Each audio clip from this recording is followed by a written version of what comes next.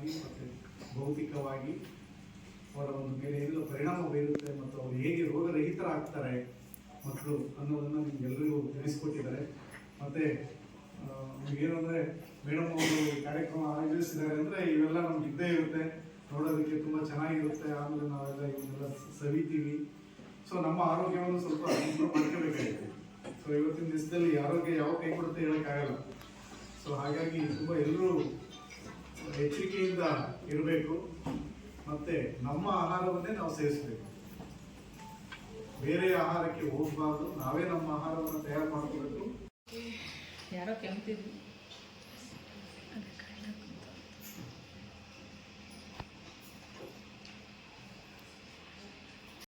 ಆ ಥರ ಮಾಡಿದ್ರೆ ಆರೋಗ್ಯ ಚೆನ್ನಾಗ ಖಂಡಿತ ಅಲ್ಲ. ಮಗು ಹುಟ್ಟಿದ ಮೇಲೆ ನೋಡ್ಕೊಳ್ಳೋದಲ್ಲ. ಅದನ್ನ ಮಗು ಹುಟ್ಟಕ್ಕೆ ಮುಂಚೆನೆ, ಮಗು ಹೊಟ್ಟೆಲಿ ಇದ್ದಾಗಲೇನೆ ಆ ಮಗುವಿನ ಆರೋಗ್ಯ, ದೈಹಿಕ ಆರೋಗ್ಯ ಮತ್ತು ಮಾನಸಿಕ ಆರೋಗ್ಯ ಹೇಗಿರ್ಬೇಕು ಅನ್ನೋದಕ್ಕೆ ತಾಯಿ ಹೇಗೆ ಪ್ರಿಪೇರ್ ಮಾಡ್ತಾಳೆ ಅಂತ ಡಿಪೆಂಡ್ ಆಗುತ್ತೆ. ಅಲ್ಲಿಗೆ ತಾಯಿಯ ಜವಾಬ್ದಾರಿ ಎಷ್ಟಿದೆ ಅಂತ ಅರ್ಥ ಆಯ್ತಲ್ವಾ? ತಾಯಿ ಆಗ್ತಿರೋದು ಅಂದ್ರೆ ನಮಗೆ ಖುಷಿ ಆಗುತ್ತೆ. ತಾಯಿ ಆದವಳು ತಾನು ಪ್ರಪಂಚಕ್ಕೆ ಕೊಡ್ತಾ ಇರೋ ಒಂದು ಕೊಡುಗೆ. ವಾಗಟಾಚಾರ್ಯರು ತಮ್ಮ ಗ್ರಂಥದಲ್ಲಿ ಹೇಳಿರುವಂತ ಮಾತು ಅಂದ್ರೆ ಸ್ತನ್ಯ ಅಂದ್ರೆ ಏನು ಅನ್ನೋದಕ್ಕೆ ಹೇಳಿರೋ ಉಲ್ಲೇಖ. ಯಾವುದು ತಾಯಿಯಿಂದ ಸೃಜಿಸಲ್ಪಡುತ್ತದೋ, ಯಾವುದು ಮಗುವಿಗಾಗಿ ಉತ್ಪತ್ತಿಯಾಗುತ್ತದೋ ಆ ದ್ರವ್ಯವೇ ಸ್ತನ್ಯ. ಇದು ಅತ್ಯಂತ ಪೋಷಕಾಂಶ ಉಳ್ಳದ್ದಾಗಿರುತ್ತದೆ ಅಂತ ಇದರದ್ದು ಎಕ್ಸ್ಪ್ಲನೇಷನ್. ಅಂದ್ರೆ ಇದು ಇದ್ರ ಟೇಸ್ಟ್ ಲಿಟಲ್ ಬಿಟ್ ಸ್ವೀಟ್ ಇರುತ್ತೆ, ತುಂಬ ಸ್ವೀಟ್ ಇರಲ್ಲ, ಸ್ವಲ್ಪ ಸ್ವೀಟ್ ಇರುತ್ತೆ. ಶೀತಲ, ತುಂಬ ಉಷ್ಣನೂ ಅಲ್ಲ, ಅನುಷ್ಣ ಅಂತಲೂ ಕರಿಬೋದು ಇದನ್ನ.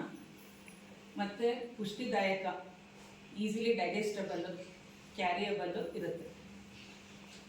ಇದೇ ತರಹದ ಹೈಜೀನ್, ಮೋಸ್ಟ್ ಇಂಪಾರ್ಟೆಂಟ್ಲಿ ಹೈಜೀನ್ ಇರುವ ಎಲ್ಲ ವಿಜ್ಞಾನಿಗಳೇ ಹಾಗೂ ಇಲ್ಲಿ ಈ ಒಂದು ಕಾರ್ಯಕ್ರಮಕ್ಕೆ ಹಾಜರಿರುವ ಎಲ್ಲ ಗರ್ಭಿಣಿ ತಾಯಂದಿರೇ, ಅಂಗನವಾಡಿ ಕಾರ್ಯಕರ್ತೆಯರೇ, ಆಶಾ ಕಾರ್ಯಕರ್ತೆಯರೇ ಹಾಗೂ ಕೃಷಿ ಸಖಿಯರೇ, ಈ ಒಂದು ಕಾರ್ಯಕ್ರಮ ನಿಜಕ್ಕೂ ಒಂದು ಉತ್ತಮವಾಗಿ ಮೂಡಿ ಬಂದಿದೆ ಅಂತ ನಾನು ಅನ್ಕೊತಾ ಇದ್ದೀನಿ.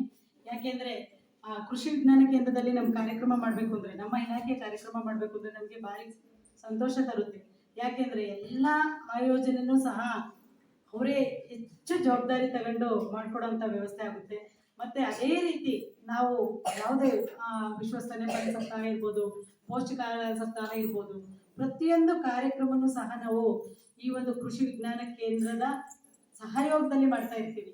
ನನಗದೊಂದು ಸೌಭಾಗ್ಯ. ಯಾಕೆಂದರೆ ನನ್ನ ಫ್ರೆಂಡ್ಸ್ಗಳೆಲ್ಲ ಹೇಳ್ತಾ ಇರ್ತಾರೆ, ಅಂದರೆ ನಮ್ಮ ಮೇಲ್ವಿಚಾರಕರು, ಇತರೆ ಮೇಲ್ವಿಚಾರಕರು, ನಿಮಗೆ ಅದೊಂದು ಕೃಷಿ ವಿಜ್ಞಾನ ಕೇಂದ್ರ ಒಂದು ರೀತಿಲಿ ಭಾರಿ ಸಪೋರ್ಟಿವ್ ಆಗಿ ನಿಂತಿದೆ, ನಮಗೆ ಮಾತ್ರ ಬೇರೆ ಬೇರೆ ಕಡೆ ಏನೂ ಮಾಡೋಕ್ಕೆ ಸಾಧ್ಯ ಆಗಲ್ಲ ಅಂತ. ಅದಂತೂ ಸತ್ಯ ಅಂತ ನಾನು ಯಾವಾಗಲೂ ಅನ್ಕೊತಾ ಇದ್ದೀನಿ. ಹಾಗಾಗಿ ಈ ಒಂದು ಕಾರ್ಯಕ್ರಮನ ಏನು ನಮ್ಮ ತಾಲೂಕಿನ ಎಲ್ಲ ಅಂಗನವಾಡಿ ಕೇಂದ್ರಗಳಲ್ಲಿ ಆಗಸ್ಟ್ ಮೊದಲನೇ ವಾರ ವಿಶ್ವ ಸ್ತನ್ಯಪಾನ ಸಪ್ತಾಹ ಅನ್ನೋ ಒಂದು ಕಾರ್ಯಕ್ರಮವನ್ನು ಆ ಒಂದು ಗ್ರಾಮಗಳಲ್ಲಿ ಎಲ್ಲ ಗರ್ಭಿಣಿಯವ್ರನ್ನ, ಎಲ್ಲ ತಾಯಂದಿರನ್ನ, ಬಾಣಂತಿಯರನ್ನ ಕರೆದು ಒಂದು ಕಾರ್ಯಕ್ರಮ ಆಯೋಜನೆ ಮಾಡಿರ್ತೀವಿ. ಅದೇ ರೀತಿ ವೃತ್ತವಾರ ಒಂದು ಕಾರ್ಯಕ್ರಮನೂ ಸಹ ಆಯೋಜನೆ ಮಾಡಬೇಕು ಅನ್ನೋ ಒಂದು ಉದ್ದೇಶದಿಂದ ನಾವು ಇವತ್ತಿನ ದಿನ ವೃತ್ತವಾರ ಒಂದು ಕಾರ್ಯಕ್ರಮ ಮಾಡ್ತಾ ಇದ್ದೀವಿ.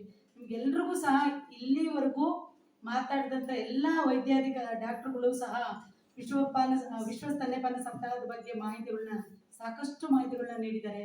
ನಮ್ಗೆ ಒಂದೇ ಒಂದು ಮಾಹಿತಿ ನಾನು ನೀಡೋದು ಅಂದರೆ, ಏನು ಗರ್ಭಿಣಿ ತಾಯಂದಿರಿದ್ದೀರಾ, ಅವರು ಕಡ್ಡಾಯವಾಗಿ ನೀವು ವೈದ್ಯರ ಸಲಹೆ ಪಡಿಬೇಕು. ಮತ್ತು ಇದು ಎದೆ ಹಾಲಿನ ಮಹತ್ವದ ಬಗ್ಗೆ ಹೆಚ್ಚಿನದಾಗಿ ನೀವು ತಿಳ್ಕೊಬೇಕು. ಮತ್ತು ಅದು ಅಮೃತ ಅನ್ನೋ ಒಂದು ವಿಚಾರ ಇಟ್ಕೊಂಡು ಮಗು ಹುಟ್ಟಿದ ಅರ್ಧ ಗಂಟೆ ಒಳಗೆ ಅಂತ ನಾವು ಹೇಳಿದ್ದೀವಿ. ಮೇಡಮ್ ಹೇಳ್ತಾ ಇದ್ರು, ಒಂದು ವೇಳೆ ಆಪರೇಷನ್ಗಳು ಸಿಜೇರಿಯನ್ ಏನಾರು ಆದಾಗ 4 ಗಂಟೆ ಒಳಗೆ ಅಂತ ಹೇಳಿದ್ದಾರೆ.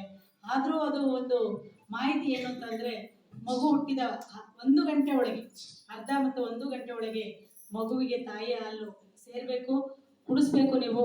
ಅದು ಆ ಒಂದು ರೋಗ ನಿರೋಧಕ ಶಕ್ತಿ ತಡೆಗಟ್ಟಂತ ಒಂದು ಅಂಶ ಇರುತ್ತೆ.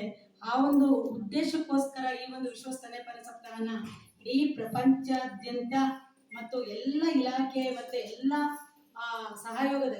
ಇಲಾಖೆಗಳ ಸಹಯೋಗದಲ್ಲಿ ಈ ಕಾರ್ಯಕ್ರಮನ ನಡೆಸ್ತಾ ಇದ್ದೀವಿ. ಹಾಗಾಗಿ ಇದಕ್ಕೆ ಒಂದು ಮಹತ್ವ ನೀಡಬೇಕು ಅಂದರೆ ನೀವೆಲ್ಲರೂ ಸಹ ಈ ಒಂದು ಕಾರ್ಯಕ್ರಮನ ಅರ್ಥವತ್ತಾಗಿ ಭಾವಿಸ್ಕೊಂಡು ನೀವೆಲ್ಲರೂ ಸಹ ಅದನ್ನ ಮಾಡ್ತೀರಾ ಅಂತ ಈ ಸಂದರ್ಭದಲ್ಲಿ ನಾನು ತಿಳಿಸ್ತಾ, ಮತ್ತೆ ಅದೇ ರೀತಿಲಿ ಏನು ಮುಂದಿನ ತಿಂಗಳು ಪೌಷ್ಟಿಕ ಆಹಾರ ಸಪ್ತಾಹ ಬರುತ್ತೆ, ಆ ಒಂದು ಮಹತ್ವನೂ ಸಹ ನಾವು ತಿಳ್ಕೋಬೇಕಾಗುತ್ತೆ. ಅವಾಗಲೂ ಸಹ ಗರ್ಭಿಣಿ ಬಾಣಂತಿಯರು ನಮ್ಮ ಕಾರ್ಯಕ್ರಮದಲ್ಲಿ ಭಾಗವಹಿಸಬೇಕು. ಹೆಚ್ಚಿನದಾಗಿ ಪೌಷ್ಟಿಕ ಆಹಾರನ ಯಾವ ರೀತಿ ಸೇವನೆ ಮಾಡಬೇಕು, ನಮ್ಮ ಆರೋಗ್ಯನ ಉತ್ತಮವಾಗಿ ಇಟ್ಕೊಬೇಕು ಅನ್ನೋದನ್ನ ನೀವೆಲ್ಲರೂ ಸಹ ಅದನ್ನ ಏನು ಆ ಕಾರ್ಯಕ್ರಮದಲ್ಲಿ ತಿಳ್ಕೊಂಡು ನಿಮ್ಮ ಆರೋಗ್ಯ, ನಿಮ್ಮ ಕುಟುಂಬಗಳನ್ನ ಒಂದು ಆರೋಗ್ಯಪೂರ್ಣ ಕುಟುಂಬಗಳನ್ನಾಗಿ ಮಾಡಬೇಕು ಅಂತ ಹೇಳ್ತಾ, ಈ ಸಂದರ್ಭದಲ್ಲಿ ಈ ಒಂದು 2-3